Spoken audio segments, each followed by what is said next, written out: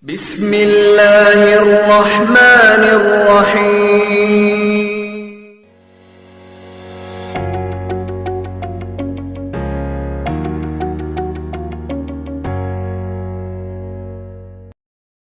Assalamualaikum warahmatullahi wabarakatuh.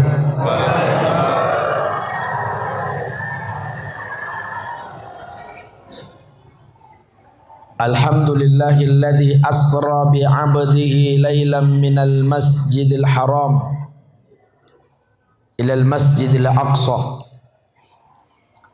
alladzi barakna hawlahu linuriyahu min ayatina innahu huwas sami'ul basir. Ashhadu an la ilaha illallah wahdahu la syarika lah al-malikul haqqul mubin wa ashhadu anna muhammadan abduhu wa rasuluh as-sadiqul wa'dil amin. Subhanaka la ilma lana illa ma 'allamtana innaka antal alimul hakim.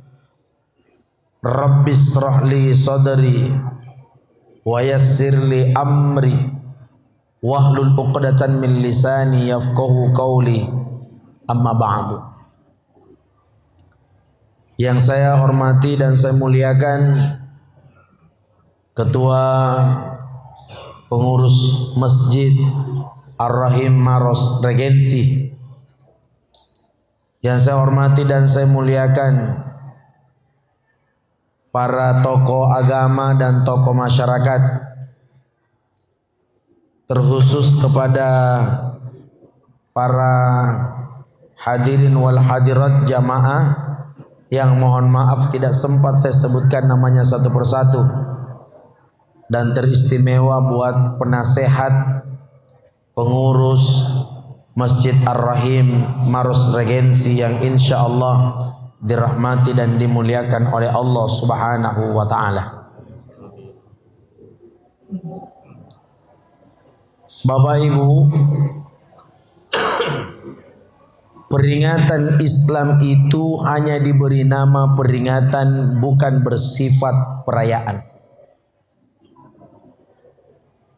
Karena perayaan itu lewat hadis Nabi hanya ada dua: Hari Raya Idul Fitri dan Hari Raya Idul Adha. Isra Mi'raj, Maulid, Muharram, Nuzul Quran itu adalah bahagian daripada peringatan hari besar Islam. Kenapa perlu diingatkan jamaah dimuliakan oleh Allah bahwa 14 abad yang lalu ada sebuah peristiwa yang jarang terjadi dan hanya sekali terjadi di permukaan bumi ini, dan tidak akan mungkin terjadi yang kedua kalinya. Oleh karena itu adalah sebuah sejarah dan pernah terjadi, maka kita kembali diingatkan bahwa jamaah dimuliakan oleh Allah Subhanahu wa ta'ala. Ingatan kita kalau berbicara masalah peristiwa ini pasti kita sudah fokus.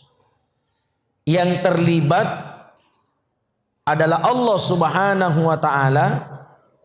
Yang kedua adalah malaikat-malaikat Allah Subhanahu wa ta'ala. Dan yang ketiga adalah Nabiullah Muhammad sallallahu alaihi wa alihi wasallam. Kalau panggil namanya Nabi Muhammad, jangan selalu sebut dengan namanya Muhammad.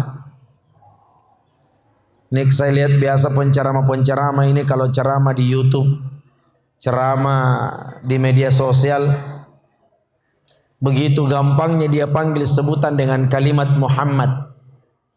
Seolah-olah ini sebutan Muhammad ini yang menurutnya gampang dia keluarkan, tapi perkataan itu yang menurut saya kurang enak untuk dipanggil dengan kalimat itu. Coba lihat semua nabi dan rasul Bapak Ibu di dalam Al-Quran. Allah Subhanahu wa taala memanggil Nabi Adam, wa qulna ya Adam uskun anta wa zaujukal jannah. Allah memanggil Adam, wahai Adam. Semua sebutan di dalam Al-Quran Allah memanggil namanya para nabi.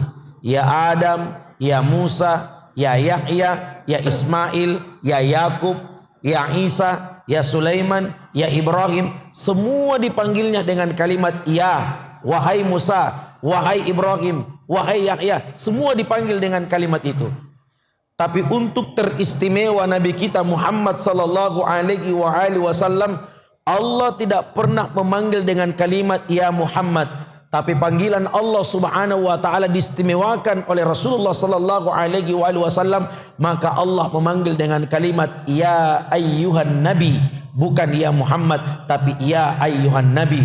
Pertanda Allah memberikan penghargaan buat Rasulullah Muhammad sallallahu alaihi wasallam. Hadirin jamaah yang dimuliakan oleh Allah Subhanahu wa taala. Peringatan Isra Mi'raj ini kita akan membahas dua. Satu Isra dan satu Mi'raj.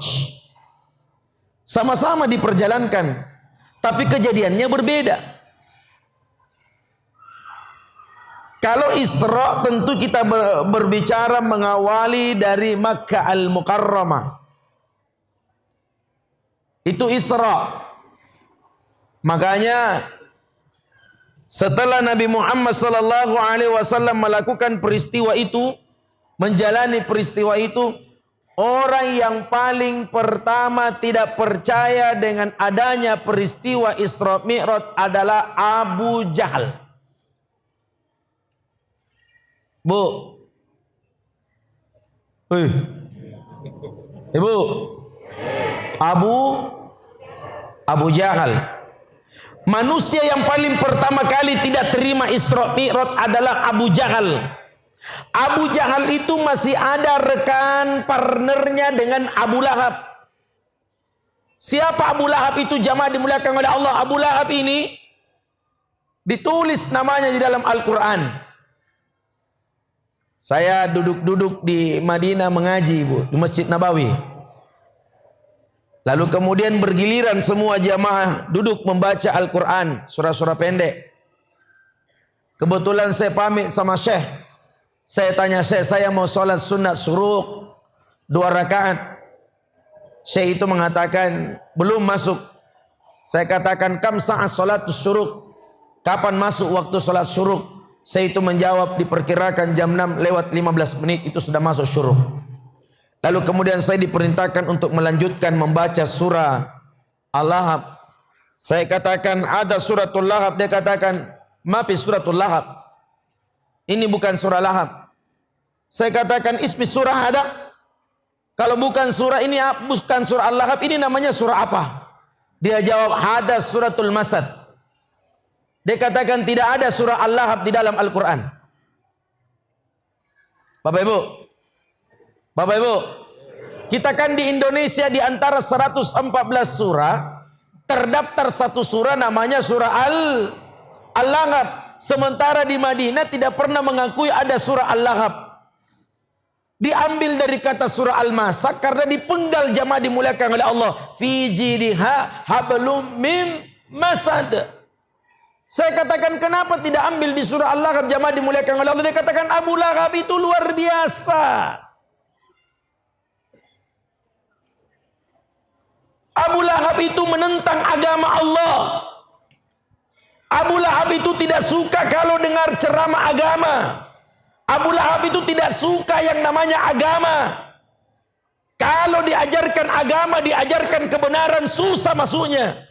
Di mana-mana ada jamaah dimuliakan oleh Allah yang tidak mau dengar agama, susah menerima. Itulah Abu Lahab. Bapak Ibu, setelah dikumpulkan jamaah dimuliakan oleh Allah, dia melihat Nabi Muhammad dalam keadaan termenung karena Isra Mi'raj itu diajak termenung, Pak.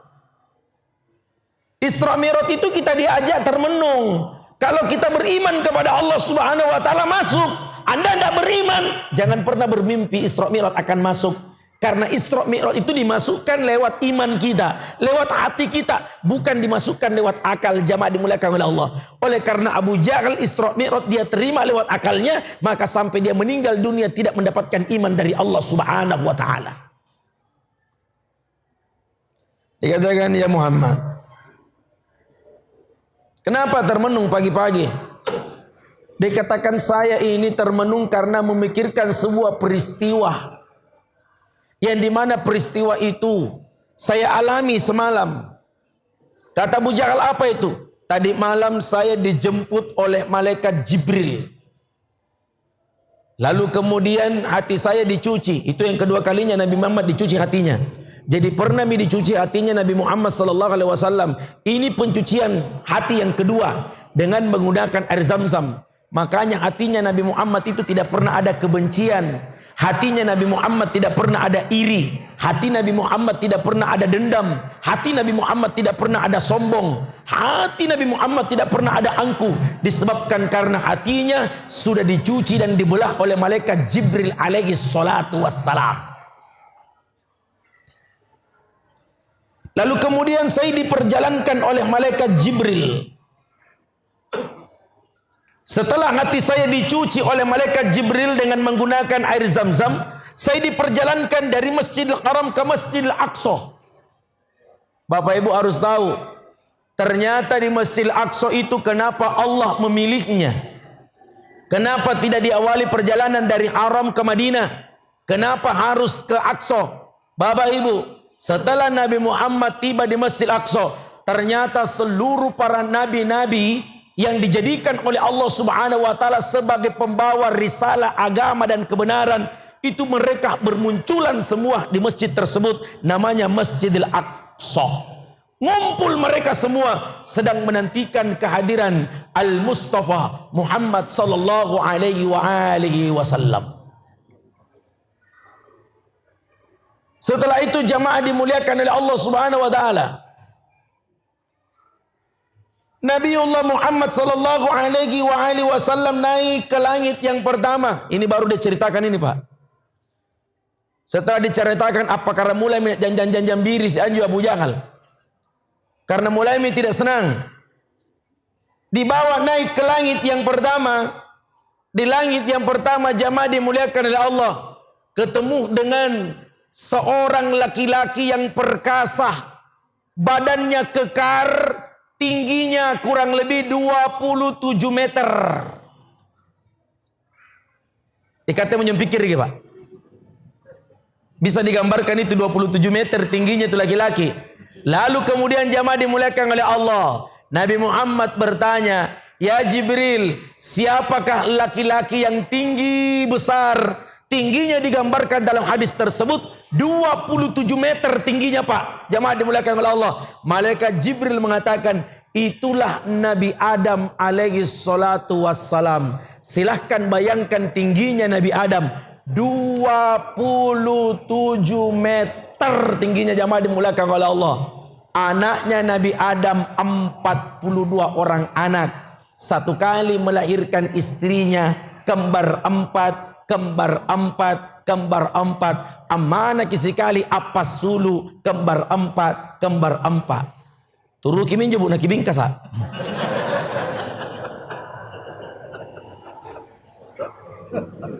Ibu, ibu, bapak, jamaah yang insya Allah dirahmati dan dimuliakan oleh Allah Subhanahu Wa Taala.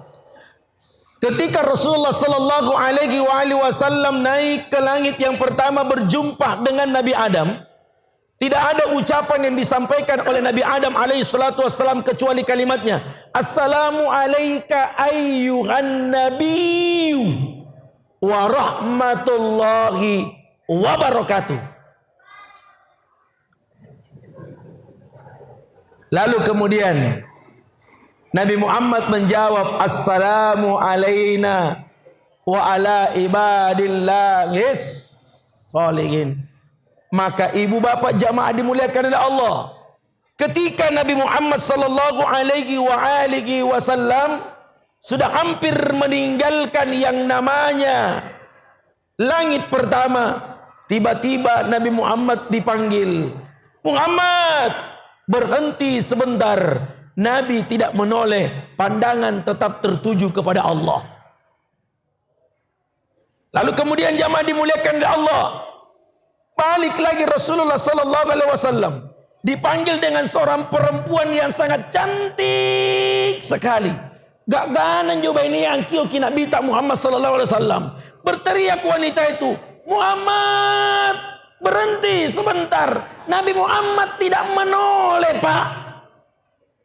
Karena sudah dicuci hatinya. Beda dengan kita. Kita kan belum dicuci hati, tak. Jadi kalau ada perempuan panggil kita, apalagi janda. Beda. Jadi aku tunjuk-tunjuk, Pak. Beda. Bapak Ibu jamaah dimuliakan oleh Allah. Lalu kemudian Nabi Muhammad bertanya, ya Jibril, siapakah yang memanggil saya itu? Lalu kemudian Jibril mengatakan, untung kau tidak menoleh ya Muhammad. Seandainya kau menoleh, maka umatmu akan cenderung menjadi umat Yahudi.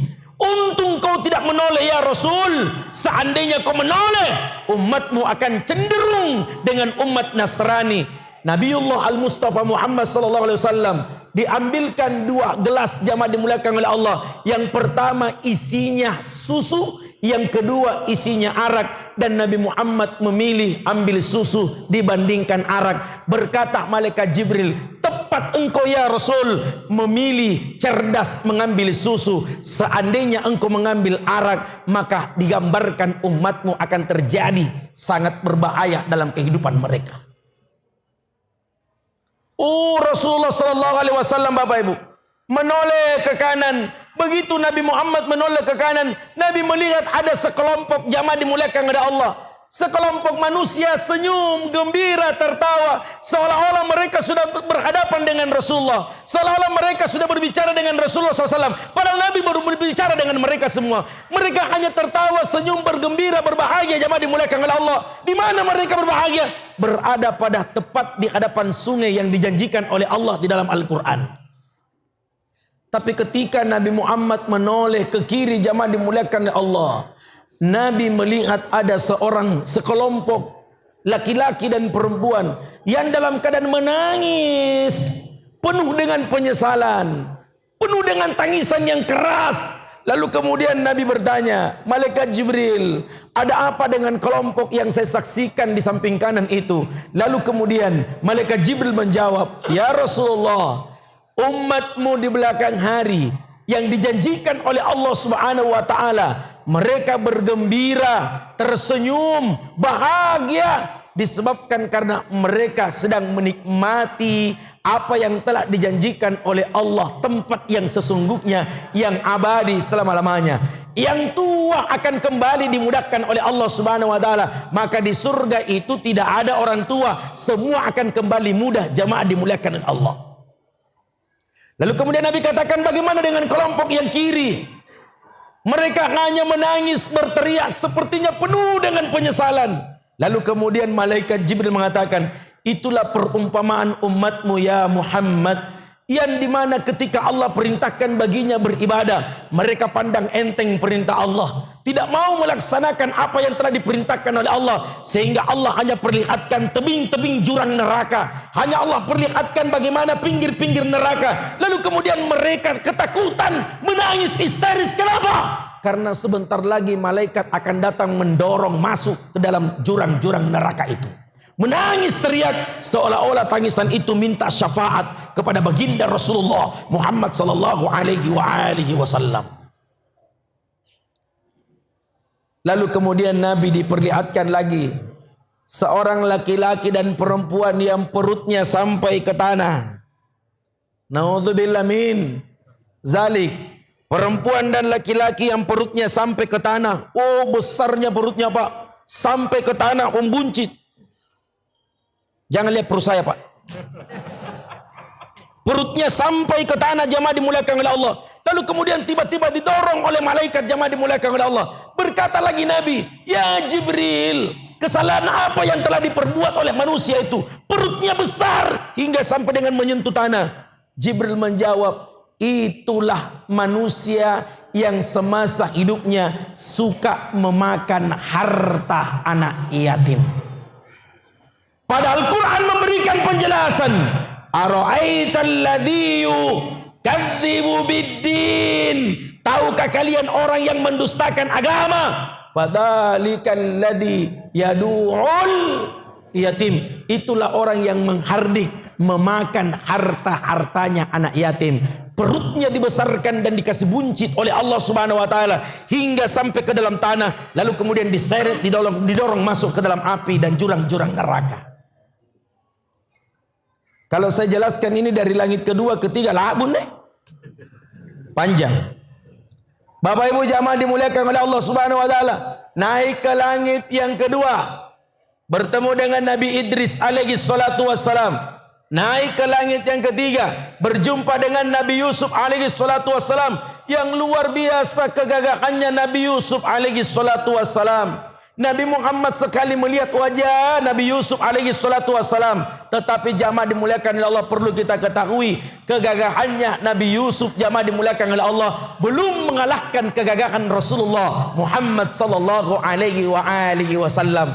Maka ada doa yang keluar, Allahumma hassanta khalqi fahassin khuluki. Kegagahan dan kecantikan tidak nampak kelihatan dari wajah, tetapi kegagahan dan kecantikan dilihat dari budi pekerti seseorang. Hingga naik sampai dengan ke langit sekian. Bertemu dengan Nabi Musa alaihi salatu wassalam. Bertemu dengan Nabi Harun, saudara kandungnya Nabi Musa alaihi salatu wassalam. Terakhir di langit yang ketujuh, bertemu dengan Nabiullah Ibrahim alaihi salatu wassalam. Nabi Ibrahim jamaah dimuliakan oleh Allah. Semua para nabi dan rasul ketika ketemu dengan Rasulullah SAW, tidak ada ucapan yang disampaikan kepada untuk Nabi Muhammad kecuali assalamu alaika ayyuhan nabiyyu wa rahmatullahi wa barakatuh. Maka bacaan itu diambil di dalam bacaan salat, tahiyat awal dan tahiyat akhir. Maka dimasukkanlah namanya Nabi Ibrahim alaihi salatu wassalam. Kama sallaita ala sayyidina Ibrahim wa ala ali sayyidina Ibrahim wa barik ala sayyidina Muhammad wa ala ali sayyidina Muhammad kama barakta ala sayyidina Ibrahim wa ala ali sayyidina Ibrahim fil alamina innaka Hamidun Majid. Kenapa Nabi Ibrahim dimasukkan namanya di dalam salat? Padahal yang menerima perintah salat adalah Rasulullah sallallahu alaihi wasallam. Diambil nama Nabi Ibrahim alaihi salatu wassalam karena Nabi Ibrahim Abu Anbiya, bapaknya para nabi. Hampir semua keturunannya Nabi Ibrahim alaihi salam menjadi seorang nabi hingga sampai dengan kecucunya Rasulullah sallallahu alaihi wasallam. Jadi Nabi Muhammad adalah cucu, Nabi Ibrahim adalah kakek. Jadi Nabi Muhammad punya kakek namanya Nabi Ibrahim alaihi salatu wassalam. Nabi Ibrahim yang menceritakan Ka'bah, lalladzi bi Bakkata mubarakan wa hudan lil alamin fihi ayatum bayyinatum maqamu Ibrahim wa man dakhalahu kana amina walillahi 'alan nasi hajjul baiti man istata'a ilaihi sabila. Dari situ naik sampai ke Baitul Maqmur.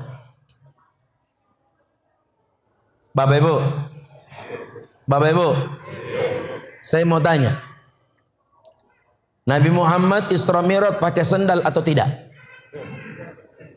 Kenapa ditahu Pak? Ini kan pertanyaan biasa-biasa, tapi setengah mati orang berpikir Pak.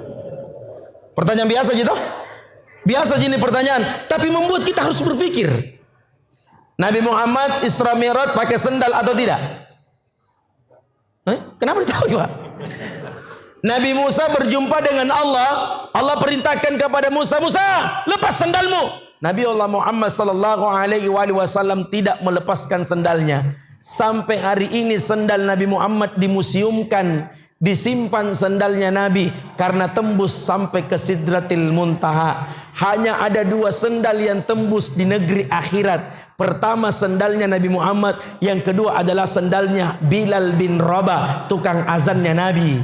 Ketika Nabi Isra Mi'raj, Nabi melihat dua pasang sendal kanan kiri, maka Nabi bertanya, siapa punya sendal itu? Ternyata jamaah dimuliakan oleh Allah, dilihat kakinya Bilal. Ternyata Bilal, jamaah dimuliakan oleh Allah, yang memiliki sendal itu yang ada di akhirat. Apa keistimewanya? Sebentar kita jelaskan, jamaah dimuliakan oleh Allah. Bapak Ibu, Nabi Muhammad sendalnya dimuseumkan karena tembus ke Sidratil Muntaha.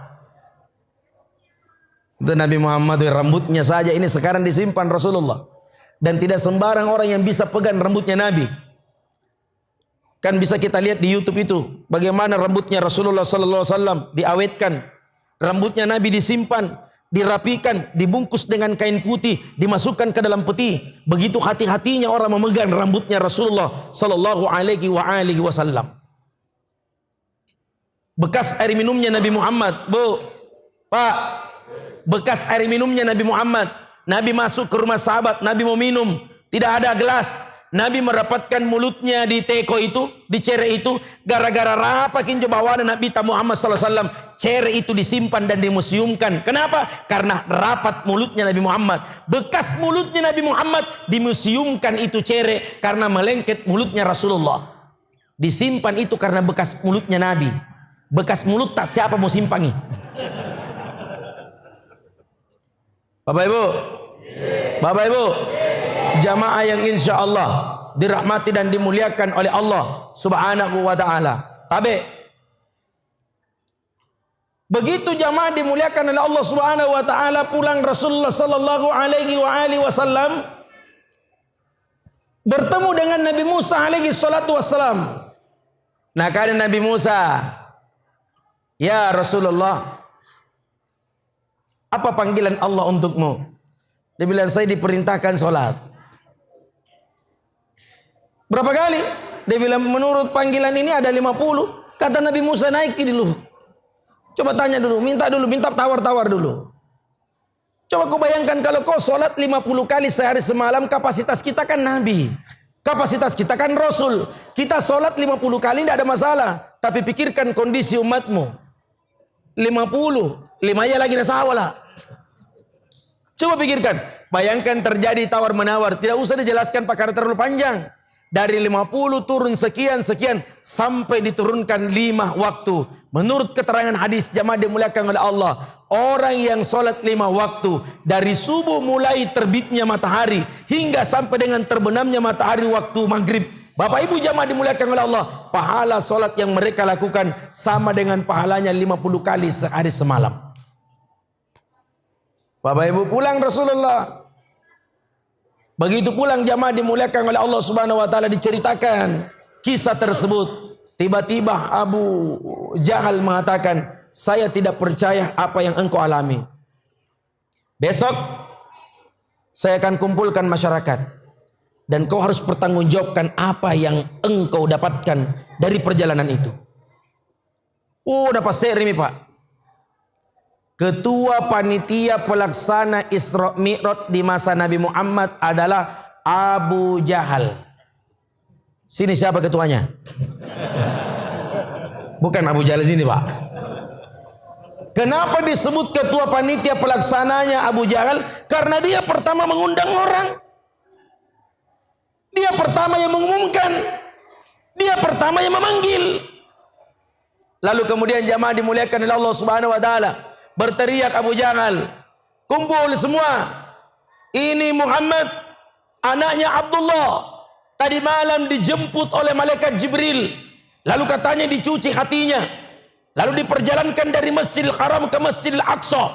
Bukan cuma itu, dari Masjidil Aqsa naik ke langit pertama sampai dengan langit ke-7. Bertemu dengan para nabi dan rasul, bertemu dengan para malaikat-malaikat, hingga bertemu dengan Allah Subhanahu wa taala. Percaya enggak? Semua orang berteriak tidak percaya. Kenapa? Karena akal yang berbicara, bukan iman. Semua orang teriak tidak percaya. Apa kata Abu Jahal? Yang percaya tetap berada pada posisi ke kanan. Yang tidak percaya silahkan bergeser ke kiri. Semua orang bergeser ke kiri. Hanya satu yang tidak goyang dari tempatnya. Semua bergeser ke kiri, satu yang tidak goyang dari tempatnya.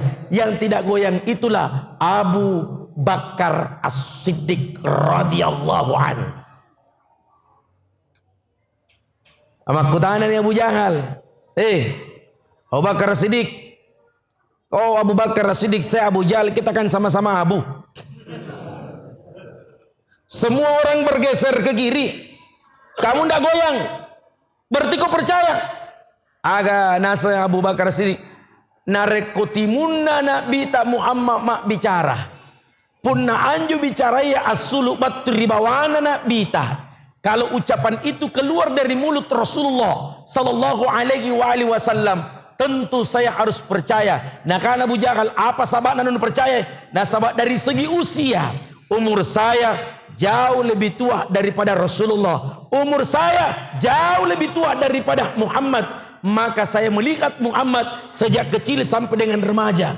Apakah mulai dicak dina Nabi Muhammad sallallahu alaihi wasallam turunka saken dari kamakamayane tena pakulangnya riak bale-bale. Belum pernah saya menemukan Rasulullah berdusta dalam setiap ucapannya. Jika Muhammad yang berbicara masalah Isra Mi'raj, pasti saya percaya. Tidak ada keraguan sedikit pun di dalamnya. Karena Nabi Muhammad dari kecil sampai dia dewasa, tidak pernah saya temukan dia dalam keadaan berdusta. Bapak Ibu, maka diberi nama gelarnya Abu Bakar As-Siddiq. As-Siddiq artinya orang yang telah membenarkan perkataan Nabi. Kalau saya Bapak Ibu, panjang itu mau dijelaskan masalah ini. Makanya kalau Isra Mi'raj itu 2 jam 3 jam tidak cukup. Hingga pun aku lanjut 3 jangan remote nakke. Kita singkat Bapak Ibu jamaah dimuliakan oleh Allah. Kita singkat. Setelah Isra Mi'raj, semua bingung bagaimana caranya memanggil orang sholat. Kan belum ada azan Pak. Sekarang baru canggih ini. Yang pertama jamaah dimuliakan oleh Allah Subhanahu wa taala.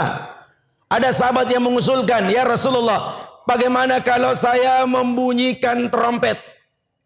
Ketika trompet itu sedang berbunyi, pertanda waktu sholat sudah masuk. Bunyi.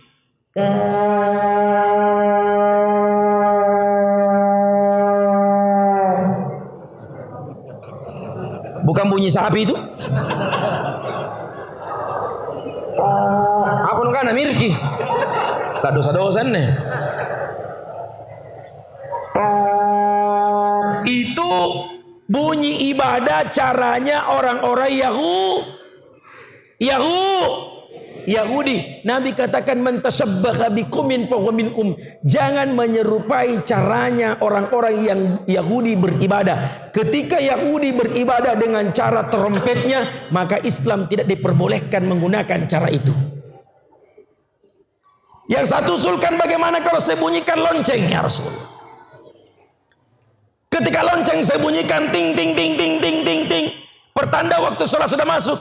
Dia katakan jangan kau ikuti cara ibadah lonceng, karena lonceng itu milik ibadahnya Nasrani. Sementara Isra Mi'raj hanya ada 2 yang tidak diperbolehkan menyentuh Rasulullah. Maka Nabi tidak menoleh ke kanan, Nabi tidak menoleh ke kiri, karena Nabi diselamatkan dari Yahudi dan Nasrani. Seandainya Rasulullah menoleh ke kanan, menoleh ke kiri, maka kata malaikat Jibril, umatmu akan cenderung dengan Yahudi dan Nasrani. Untung engkau tidak menoleh ya Rasulullah sallallahu alaihi wasallam. Yang satu usulkan bagaimana kalau kita pakai api. Unan itu minjuk kayua, naik asapnya, berarti pertanda waktu sholat sudah masuk. Kata Nabi, bagaimana dengan orang yang tidur tidak lihat api? Akhirnya tidak ada usulan diterima. Sahabat tertidur. Tidur sahabat jamaah dimuliakan oleh Allah. Seorang kakek tua datang. Kakek itu mencoba untuk mengambil bunyi-bunyian yang ada di tangan dan di peluknya. Lalu kemudian dia masuk, dia tanya, bolehkah saya mengambil itu benda yang ada di tanganmu? Kata laki-laki itu, jangan. Ini benda saya tiup-tiup supaya orang kalau dalam keadaan tertidur terbangun untuk beribadah, menerima perintah sholat. Lalu kemudian jamaah dimuliakan oleh Allah. Laki-laki itu mengajarkan, maukah aku ajarkan kepada kamu bagaimana caranya memanggil orang sholat? Iya, ajarkan kepada saya. Allahu Akbar. Ucapkan kalimat Allahu Akbar. Allahu Akbar, Allahu Akbar, Allahu Akbar. Asyhadu an la ilaha illallah, asyhadu an la ilaha illallah, asyhadu anna Muhammadar Rasulullah, asyhadu anna Muhammadar Rasulullah. Hayyalas shalah, hayyalas shalah, hayyalal falah, hayyalal falah. Allahu Akbar, Allahu Akbar. La ilaha illallah. Belum turun as-salatu khairum minan naum. Sama dengan as-salatu fi buyutikum. As-salatu fi buyutikum, sekarang ini kan banyak orang azan tidak pakai hayalas shalah gara-gara corona. Iya Pak. Waktu ditutup masjid kan tidak ada orang yang panggil hayalas shalah. Tidak berlaku kalimat itu karena tidak boleh orang ke masjid Pak. Maka semua tukang azan itu yang ada di Ertas Ninggoa, tukang azan itu tidak menggunakan kalimat hayalas shalah. Yang dipakai dalam kalimat azannya as-salatu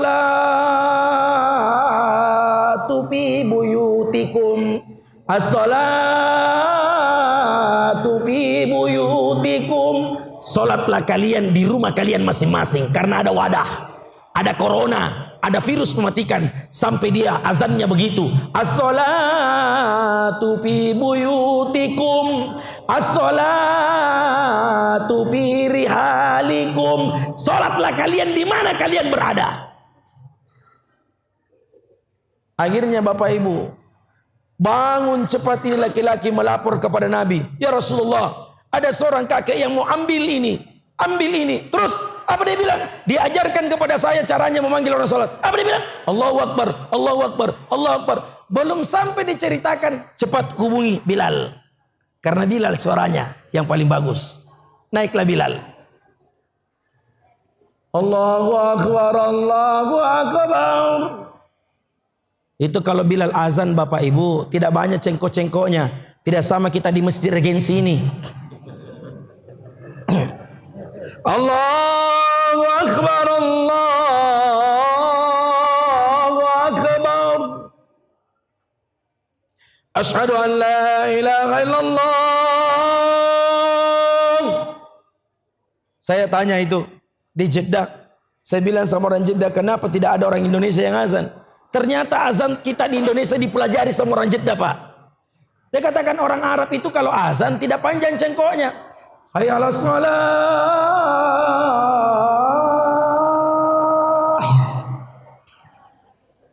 Saya katakan bagaimana kalau di Indonesia? Dia peragakan. Hayya 'alas shalah.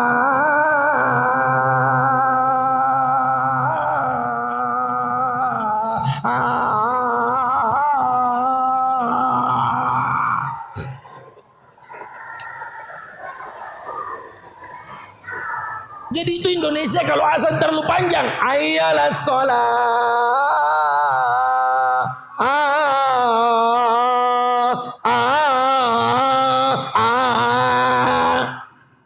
Padahal Bilal kalau azan tidak begitu.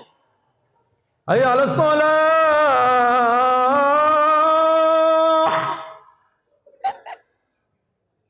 Malah sekarang ada orang azan bikin dandu. Hayyalas shalah.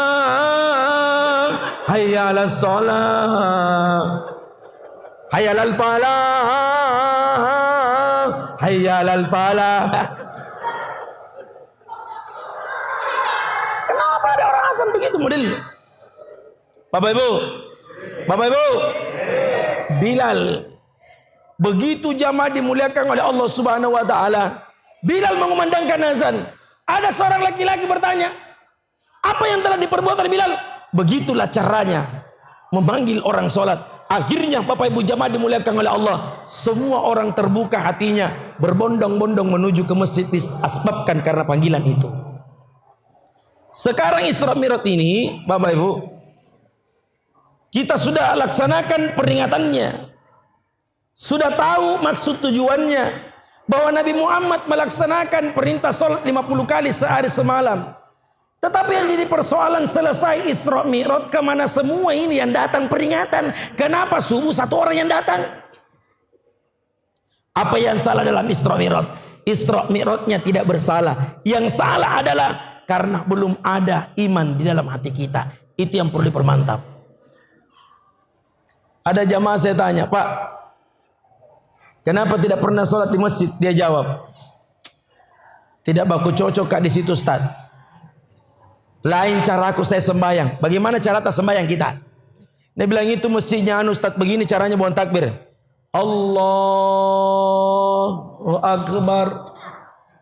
Sementara saya buang takbir Ustaz. Allahu Akbar. Sebetulnya cara buang takbir itu tidak perlu dipermasalahkan. Kita buka Bapak Ibu jamaah dimuliakan oleh Allah. Imam Maliki dengan Imam Syafi'i. Satu guru dan satu murid. Antara Imam Maliki dengan Imam Syafi'i. Imam Maliki adalah guru. Imam Syafi'i adalah murid. Keduanya terjadi perbedaan cara buang takbirnya. Tapi Imam Maliki tidak pernah menyalahkan pendapatnya Imam Syafi'i. Kalau ada orang buang takbir, Allahu Akbar, cocok. Imam Syafi'i itu. Tapi kalau Imam Maliki cara buang takbirnya lain. Allahu Akbar. Tidak bersedekap. Apakah majina liman dan naungi? Tapi tidak pernah terjadi ribut. Muhammadiyah dengan NU, sekalipun kita mau satukan, tidak bisa bersatu Pak. Karena NU jamaah dimuliakan oleh Allah mengajarkan kita banyak, ada dalilnya. Muhammadiyah juga mengajarkan, ada dalilnya. Tidak boleh disatukan karena masing-masing kita menggunakan dalil. Jangan menyalahkan orang lain seolah-olah kita yang paling benar dalam sholat kita. Yang lain salah. Kan ada satu paham dan kelompok, dia yang paling benar, orang lain salah caranya Pak. Tidak boleh orang terlalu egois memahami agama. Coba lihat Bapak Ibu. Imam Syafi'i, Allahu Akbar, selalu meletakkan tangannya di perut. Imam Maliki, Allahu Akbar, tidak ribut. Yang salah kalau buang takbir pakai istilah tarekat. Oh. Boh.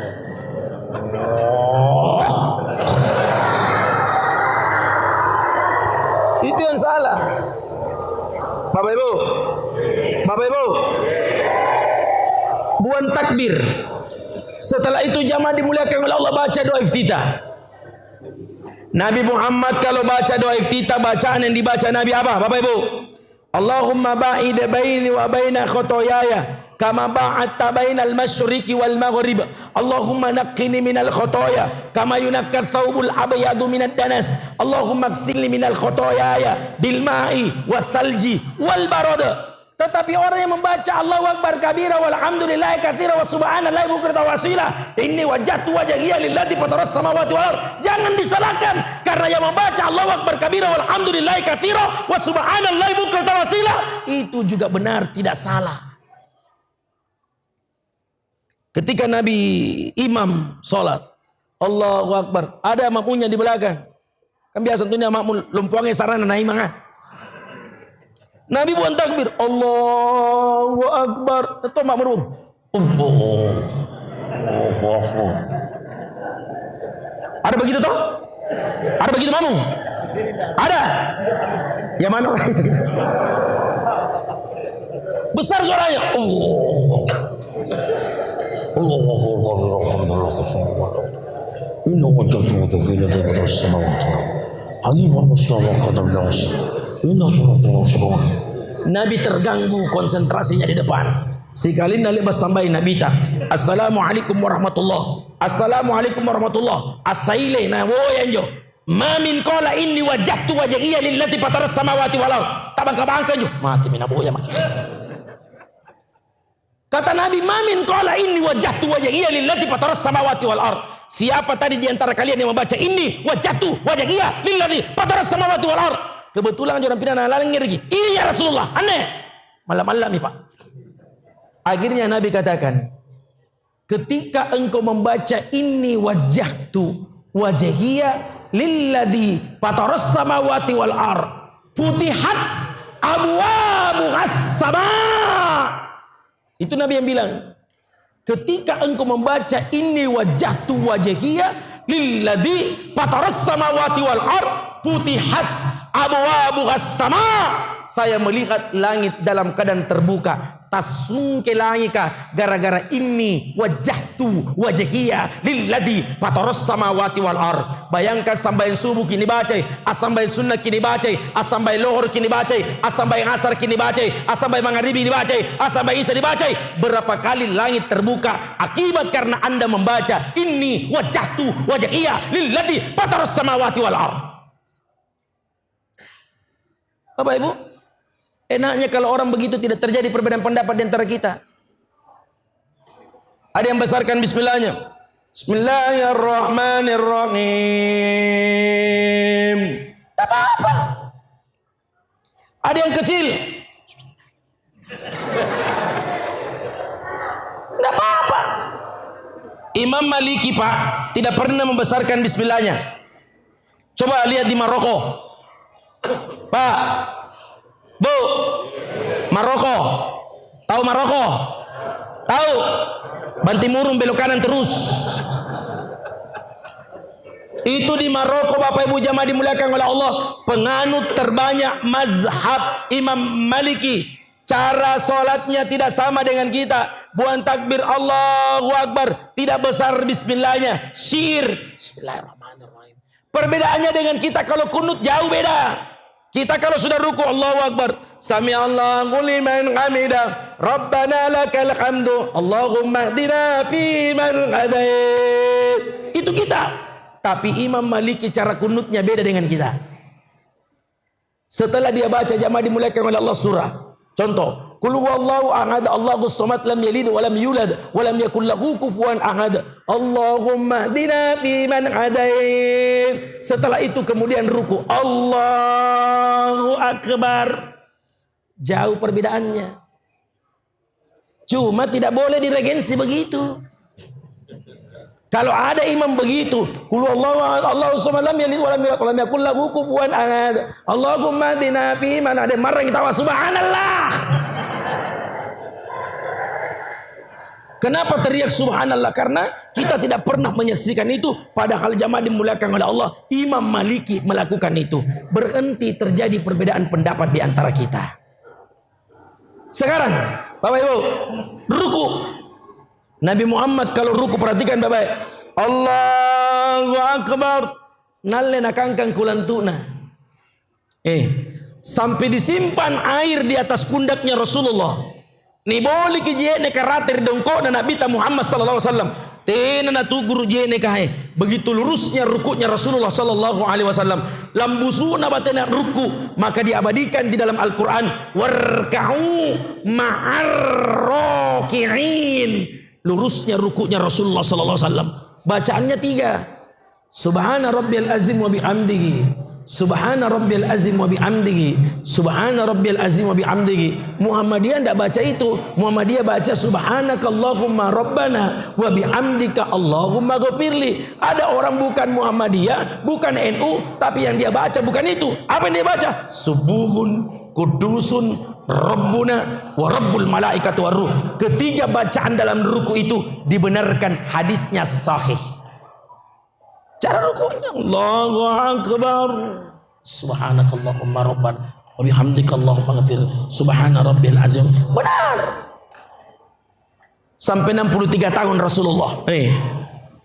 Sekarang ada orang umurnya baru 17 tahun.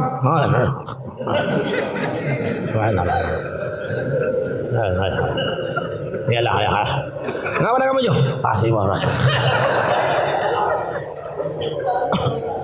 Bapak Ibu, sujud mendahulukan tangan orang tua. Uzur. Apa semua harus pakai tangan duluan? Tidak. Sekalipun yang membenarkan hadisnya sahih, yang sujud mendahulukan tangannya Allahu Akbar, tidak ada salahnya. Silakan Anda lakukan. Siapa yang larang ki? Tetapi ketika ada orang yang sujud mendahulukan lututnya, Allahu Akbar, itu juga dibenarkan. Tangan duluan boleh, kemudian lutut bersamaan dengan tangan, tidak ada masalah. Yang salah kalau tidak pakai tangan dengan lutut. Allah. Tak usah ribut. Bapak Ibu, Isra Mi'raj itu hanya mengajarkan kita untuk bersabar, dan sabar itu harus kita terima. Apa yang dilakukan oleh Nabi itulah kebenaran. Jangan lagi ditunda-tunda. Jangan lagi diingkari. Nabi memerintahkan kita karena dia adalah pelaku pertama yang menerima peristiwa itu. Maka Nabi sampai meninggal dunia jamaah dimulakan oleh Allah. Detik-detik terakhir ucapan beliau, usikum bis shalah. Lemas badan beliau, usikum bis shalah. Sampai menghembuskan napas terakhir, usikum bis shalah. Usikum bis shalah. Usikum bis shalah. Tidak ada yang disampaikan wasiat Nabi, harta, pangkat dan jabatan, melainkan kata Rasulullah, usikum bis shalah, bis shalah, bis shalah. Pelihara salatmu, pelihara salatmu, perbaiki salatmu, perbaiki salatmu. Kenapa kita tidak mau salat?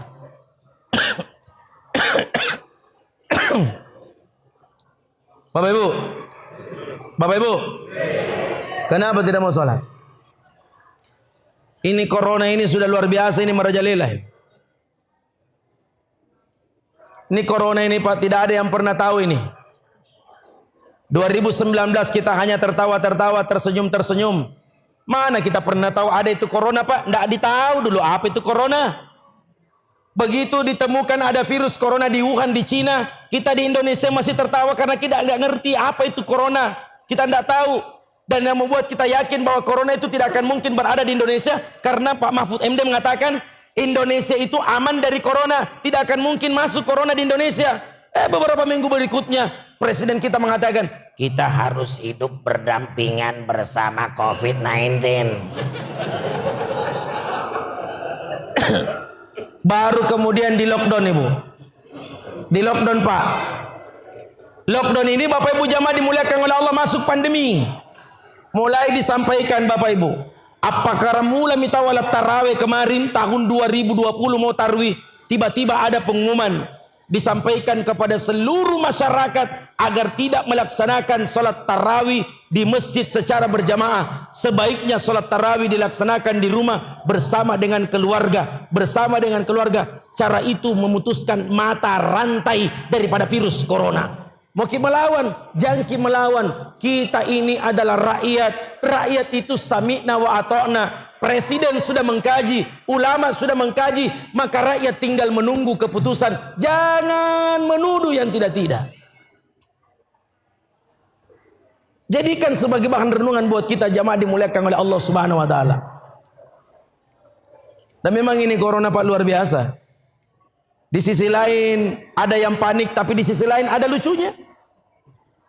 Lucunya yang pertama, coba lihat imam kalau mau sholat dulu, imam katakan istaqimu i'tadilu, shaf luruskan dan rapatkan dulu. Sekarang Pak Imam mau sholat apa dia bilang? Shaf luruskan, jaga jarak. Cocok? Cocok? Coba lihat Pak. Dulu Nabi Muhammad SAW kalau ada orang yang sholat Bapak Ibu, sirep dulu dia sama dengan Nyonya kau. Nyonya kau. Tidak suka. Begitu datang corona, alhamdulillah jamaah dimuliakan oleh Allah. Sholatnya jangankan 1 jengkal, 50 cm, setengah meter orang sudah mulai Pak. Untuk di masjid kita tidak ada begitu, tapi di masjid sana masih banyak. Nabi Muhammad sedang menjumpai sahabat sholat, jamaah dimuliakan oleh Allah. 1 jengkal Pak, 1 jengkal. Tiba-tiba Nabi katakan, ketika engkau berdiri di antara tempat sholatmu 1 jengkal, saya melihat ada jin anak domba. Jin anak domba yang melintas di tempat itu. Bayangkan 1 jengkal ini, jin anak domba. Nah sekarang ini sob 50 cm, bukan lagi jin anak domba, tapi bapak anak domba ya. Apa lagi? Yang kedua, lucu-lucunya. Dulu kalau ada orang yang pakai cadar masuk di Maros, masuk di perumahan, setiap ada orang pakai cadar masuk, kita mulai bertanya-tanya.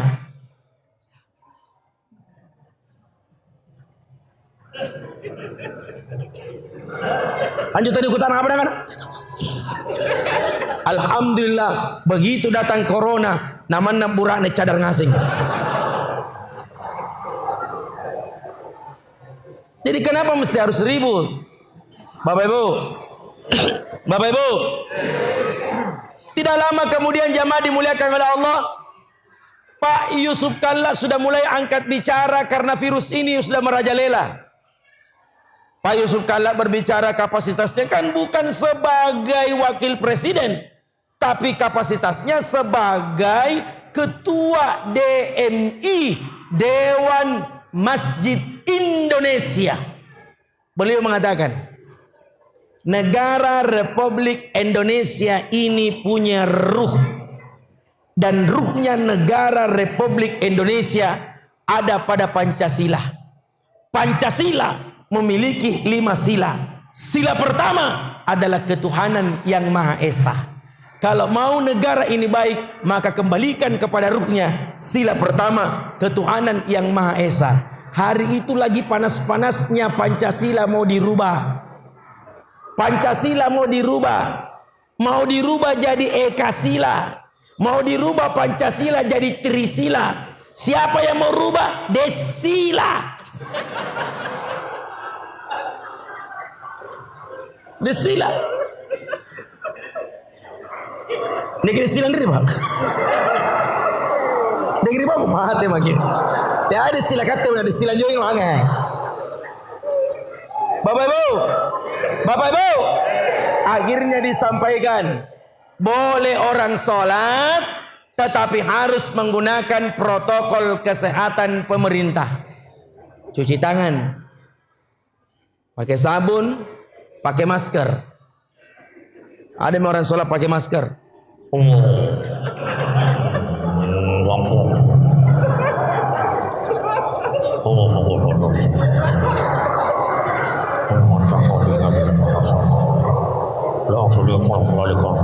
Poso ya. Anta gampang tidak nak poso bunda pakai masker kita terus. Apa karena mulai sampai subuh sagena sampai isa, anjo terus masker na pakai tada pakai na sampai. Raka terakhir pinsang. Ngapa gue pinsang? Bebe na tonji bunda. Itu orang kalau sholat Bapak Ibu jangan ditutup mukanya. Hadisnya memerintahkan sholat itu maskernya harus dibawa, jangan ditutup. Terkecuali di samping kanan dan kirinya ada yang sakit baru ditutup. Agak macam lagi pinsang. Yang kedua, Bapak Ibu,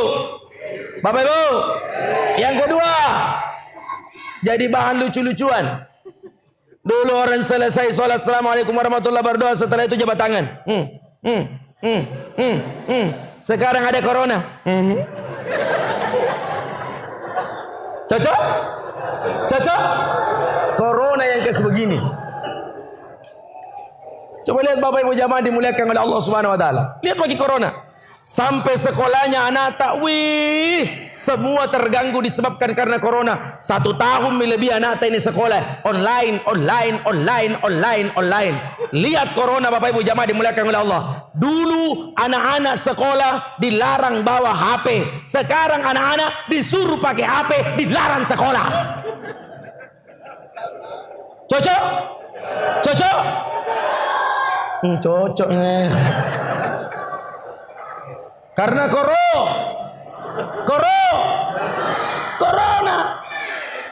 Sekolahnya anak online, daring. Bagaimana tidak stres? Mama na stres. Jadi mama si baji si anak negara-negara daring. Saya kira istri tak begitu juga Pak. Stres mamanya. Bagaimana tidak stres? 5 anak 1 HP tena kota.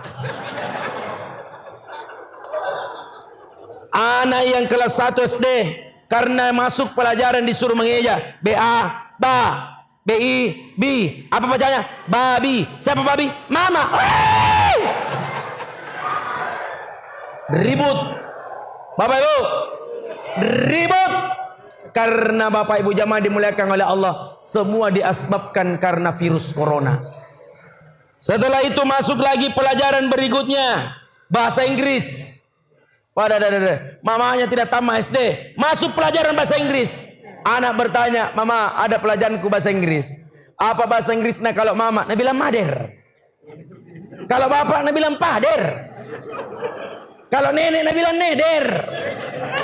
Kalau kakak nah bilang kader. Kalau adik nah bilang ader. Kalau keluarga nah bilang kalender.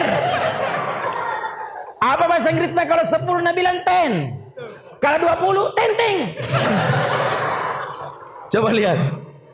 Batena pas suku-suku corona ya jamaah dimuliakan oleh Allah Subhanahu wa taala. Seorang ibu harus dituntut mengajar daring online. Harus terima. Sami'na wa ata'na, jangan ribut dan jangan marah. Betul? Betul? Menikah secara online. Jaina Pak Imam pucal abanna. Kan dilarang orang berkumpul-kumpul, betul? Tidak boleh berkumpul-kumpul. Siapa berkumpul-kumpul diturunkan babinsa. Babinsa tugasmu, babin Kantipmas tugasmu. Datangi siapa yang berkumpul-kumpul, panggil yang bikin acara. Tidak boleh orang menikah, Pak. Kalaupun terjadi nikah darurat, yang datang cuma harus 4, tidak boleh lebih. 4 yang menikah, Pak Imam 2 saksi. Itu pun secara virtual, Zoom, aplikasi Zoom. Apa tadang ala ulua? Aplikasi Zoom, tidak ada yang pergi nyori di gedung. Kalaupun ada tidak boleh prasmanan, semua aja berjabat tangan. Setelah itu dikasih nasi dos, sudah dikasih nasi dos, pulang. Tidak boleh nombong, mati rekok. Lihat corona Bapak Ibu jamaah dimuliakan oleh Allah. Corona seolah-olah mengajarkan kepada kita arti sebuah perbedaan pendapat. Tidak usah ribut, tidak usah bertengkar. Bapak Ibu, jamaah dimuliakan oleh Allah. Makanya adanya peristiwa Isra Mi'raj ini kuatkan iman kita, perbaiki sholat, Pak. Perbaiki sholat. Bapak bersyukur ke masjid sholat aja anak. Itu anak-anak kecil ini, Pak. Makanya saya kasih tahu kita tadi, jangki pernah marah itu anak. Jangki pernah tegur kita anak. Jangki pernah pukul itu anak. Kalau anak-anak ribut jangan ditarik telinganya. Tuh ada pernah kejadian beberapa bulan yang lalu. Pengurus masjid halina bintin tolina jon anaka. Sulako. Tanya tak pakai nah sempan anaka. Keluar itu anak berteriak, "Matelalako." 1 minggu meninggal itu pengurus masjid. Ada begitu di sini. Jadi aku tunjuk-tunjuk. Itu nanda boleh ditarik telinganya. Dipakai memilih. Coba kalau kita tendang. Jangan, Pak. Tersiksa batinnya anak kalau ditendang. Bapak Ibu. Asambayang Nabi ta. Allahu Akbar. Betul aja sumpah cucunna Hasan Husain. Nallena lumpaki Nabi ta. Adengir dongkona. Batin hati-hati Nabi Muhammad SAW. Hati-hati, Pak. Nasabat niya ke cucunna dengi. Allahu Akbar. Bu, Pak, cucu Nabi anak-anak atau bukan? Cucu Nabi anak-anak atau bukan? Anak-anak. Allahu Akbar. Sami Allahu liman hamidah. Asuju ki Nabi tak nalena tagala dongko na cucunna. Allahu Akbar. Begitu takutnya Rasulullah SAW terjatuh cucunya. Lihat bagi sambayan lari-lari mi cucunna.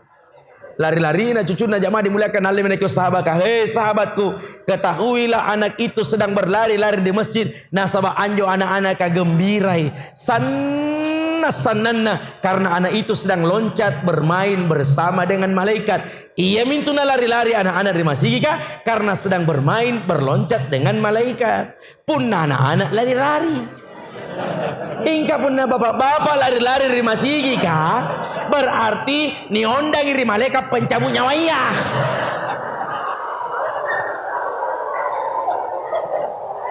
Jangan suka ditegur anak-anak, kasihan. Tidak boleh itu ditegur anak-anak. Mulai dari sekarang tolong perbaiki sholatnya, perbaiki ibadahnya. Tidak ada alasan Bapak Ibu. Setelah Anda Isra Mi'raj jangan pernah bermimpi mau ketemu dengan Ramadan. Susah. Setelah Anda keluar dari masjid ini, Masjid Ar-Rahim Maros Regensi, tidak ada jaminan Anda akan bertemu sholat subuh sebentar.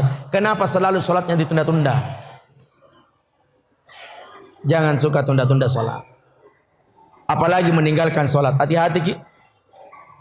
Kita dengar ancaman Allah dalam Al-Quran. Bapak Ibu, surah Al-Mudaththir. Surah Al-Mudaththir disebutkan masalakakum fi saqar. Masalakakum fi saqar. Malaikat bertanya kepada mereka para penduduk-penduduk neraka, penghuni-penghuni neraka, masalakakum fi saqar. Hai kalian para penduduk-penduduk neraka, apa yang menyebabkan kalian masuk ke dalam neraka? Mereka menjawab, Saya dulu diperintahkan oleh Allah untuk bersujud, tapi saya tidak bersujud. Diperintahkan oleh Allah untuk sholat, tapi saya tidak sholat. Demikianlah ancaman orang yang tahu Isra Mi'raj, tahu dan mengerti sejarah bagaimana beratnya menerima perintah sholat, tapi dia tidak menunaikan sholat. Berhenti terjadi perbedaan pendapat di antara kita. Perbaiki sholatnya, perbaiki ibadahnya, karena kita sedang tidak tahu apakah kita bertemu Ramadan atau tidak. Tidak ada jaminan. Bapak Ibu jamaah yang dimuliakan oleh Allah Subhanahu wa taala. Pak, itu istri kalau tidak sholat, hati-hati. Kalau ada istri tidak mau sembahyang, disuruh sholat tapi istrinya tidak mau sholat. Dengar Bapak Ibu, istri disuruh sholat tidak mau, istri disuruh ibadah tidak mau, maka yang paling pertama menanggung dosa beratnya adalah seorang suami, karena kita imam dalam rumah tangga. Bu, ibu, kalau ada suami yang tidak mau sholat, disuruh sholat tidak mau, disuruh meju mana karena satu pi. Bu, istri rajin sholat, suami tidak pernah sholat.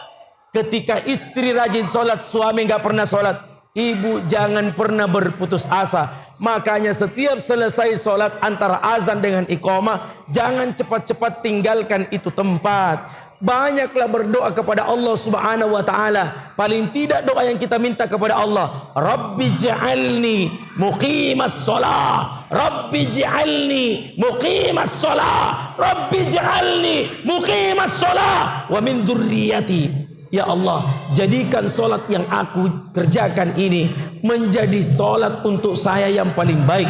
Jadikan agar saya cinta terhadap ini solat, ya Allah. Wa min dzurriyyati. Dan ketika saya cinta terhadap solat hingga sampai dengan keturunan-keturunan saya, ya Allah, tidak ada salahnya kita minta itu di hadapan Allah Subhanahu wa taala. Dan demi Allah saya ingin sampaikan kepada jamaah, belum pernah ada orang yang dikecewakan matinya oleh Allah ketika ada orang yang rajin menjaga solatnya. Tidak pernah dikecewakan matinya oleh Allah Subhanahu wa taala. Setiap ada orang yang rajin beribadah, bagus solatnya, bagus tahajudnya, bagus duhanya, bagus solat wajibnya, demi Allah tidak akan pernah dikecewakan matinya oleh Allah Subhanahu wa taala. Maka tolong jaga solatnya dengan sebaik-baiknya. Ramadan itu kita kan diperintahkan selain berpuasa, dihidupkan qiyamul lail. Qiyamul lail itu dianjurkan memperbanyak solat. Kenapa dalam agama ini hampir semua ajaran perintahnya solat, solat, solat, solat? Selalu hubungannya solat, solat, solat, solat. Disinggung dalam Al-Quran solat, solat, solat, solat. Disinggung berapa kali dalam solat, solat, solat, solat. Kenapa hampir kebanyakan dalam Al-Quran disinggung mengenai masalah solat? Karena Allah senang ketika hambanya bersujud di hadapannya. Itulah sebabnya Nabi Muhammad SAW, seorang Nabi dan Rasul Bapak Ibu, yang dijamin oleh Allah masuk surga. Demi Allah, tidak ada hisab untuk Rasulullah SAW.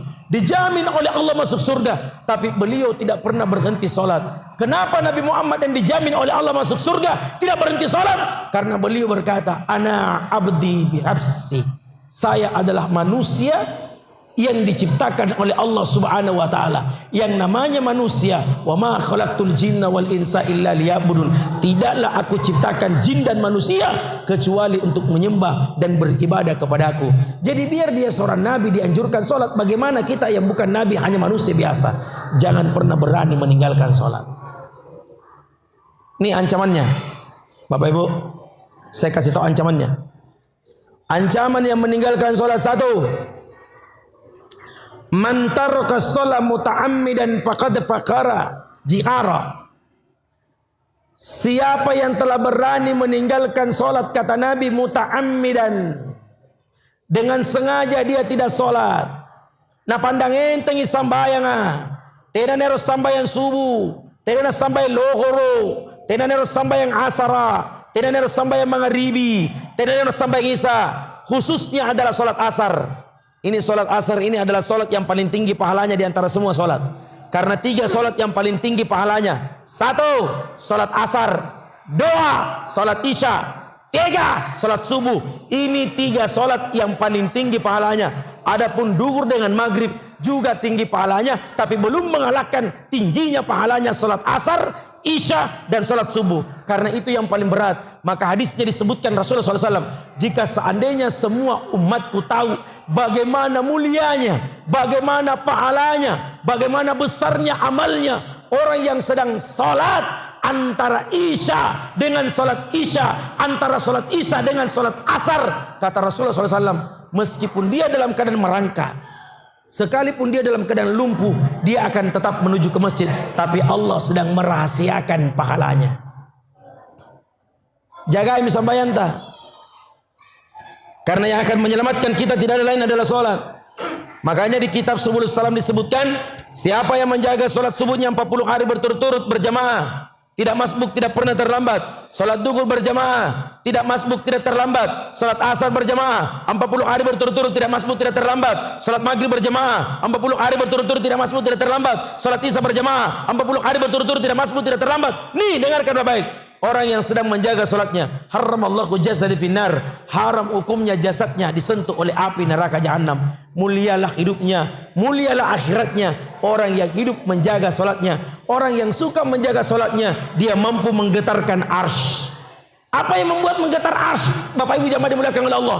Subhana rabbiyal a'la wa bihamdihi, subhana rabbiyal azim wa bihamdihi. Ucapan itu ucapan berbisik, tapi itulah ucapan yang paling disenangi oleh Allah Subhanahu wa taala. Ketika ada orang sementara ruku membaca subhana rabbiyal azim wa bihamdihi, sujud membaca subhana rabbiyal a'la wa bihamdihi, ucapan itu berbisik tapi mampu menggetarkan arsy beserta dengan isinya.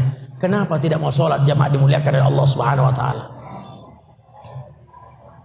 Sebaliknya, siapa yang merasa hidupnya tidak mau melaksanakan haknya Allah untuk disembah, perhatikan baik-baik, seolah-olah menganggap remeh itu sholat, menganggap enteng itu sholat, maka satu, hidupnya akan diberikan kesempitan oleh Allah Subhanahu wa taala. Baru hidupnya. Yang kedua, rezeki dia tidak akan pernah dapat sampai dia meninggal dunia.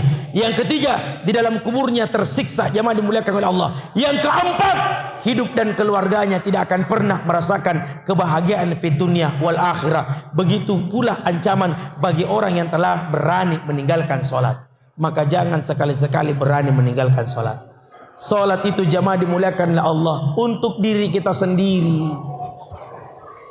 Kalau anda salat untuk diri sendiri, kalaupun yang disembah adalah Allah Subhanahu wa taala, jamaah dimuliakan oleh Allah. Kau salat tidak salat, Allah tetap Maha Esa. Allah Rahman, Allah Rahim, Allah ya Kudus, Allah ya Salam, ya Mumin, ya Muhaimin, ya Aziz, ya Jabbar, ya Mutakabbir, ya Khaliq, ya Hayyu ya Qayyum. Tidak mengurangi sedikit nilai keesaan Allah dan kebesaran Allah Subhanahu wa taala. Maka tolong salat jamaah dimuliakan oleh Allah. Bapak Ibu, orang yang mau dicabut nyawanya dua jadi minta, Pak. Laula akhartani ila ajalin qarib fa asaddaq wa akum minas solihin. Pun lani besok minyawaya jamaah dimuliakan oleh Allah. Permintaannya cuma dua. Dia cuma minta, ya Allah kasih panjang umurku. Mama bersedekah. Yang kedua, mama sholat. Apalagi kalau malaikat sudah mau cabut nyawa. Itu permintaan pertama yang mau dicabut nyawanya oleh malaikat. Yang kedua dalam kubur. Tadi subuh dibaca, Rabbana absorna wasami'na farji'na na'mal solihan inna muqinun walau si'na la ataina kulla nafsin udaha walakin haqqal qawlu minni la amla'anna jahannama minal jinnati wan nasi ajmain. Permintaan orang yang sudah berada di dalam kubur terlanjur disebabkan karena meninggal dunia tidak pernah salat, meninggal dunia berani meninggalkan salat, rajin ikut Isra Mi'raj, setiap tahun Isra Mi'raj pulang bawa kue, banyak makan kue, tetapi tidak pernah salat jamaah dimuliakan oleh Allah. Maka dengarkan baik-baik jamaah dimuliakan oleh Allah. Rabbana absorna wasami'na farjina, kami melihat ya Allah, kami mendengar ya Allah, pulangkan kami ke dunia sekali saja, satu waktu saja. Kalau kau pulangkan saya di waktu subuh ya Allah, saya hanya ingin bersujud di waktu subuh. Punna leba sampai subuh, silakan perintahkan malaikatmu untuk mencabut nyawa saya. Punna leba sampai subuh. Permintaan orang mati di dalam kubur cuma satu, mereka hanya ingin dipulangkan oleh Allah untuk bersujud jamaah dimuliakan Allah. Kita ini masih hidup, Pak. Kenapa kita masuk main-main dengan sholat? Maka oleh sebab itu, mulai dari sekarang perbaiki sholat. Susah ketemu Ramadan. Ramadan ini Sekarang kita sudah berada 28 Rajab. Besok 29 Rajab. Setelah itu masuk Sya'ban. Sya'ban tidak terasa nisfu Sya'bannya. 15 nisfu Sya'ban Bapak Ibu jamaah dimuliakan oleh Allah. Tersisa beberapa hari lagi ke depan. Punna upaki bulan depan. Bulan depan tanggal 13 April. Punna upaki. Insya Allah kita akan berjumpa dengan Ramadan. Punna upaki. Tapi semua yang hadir di tempat ini silakan saksikan videonya. Semua yang hadir di tempat ini kalau perlu Pak Doni rekam satu persatu mukanya. Kasih lihat. Semua yang hadir di tempat ini tidak ada jaminan bisa ketemu dengan Ramadan. Nanti kita lihat videonya di sini. Siapa-siapa mukanya. Yang tidak ada itu yang mati.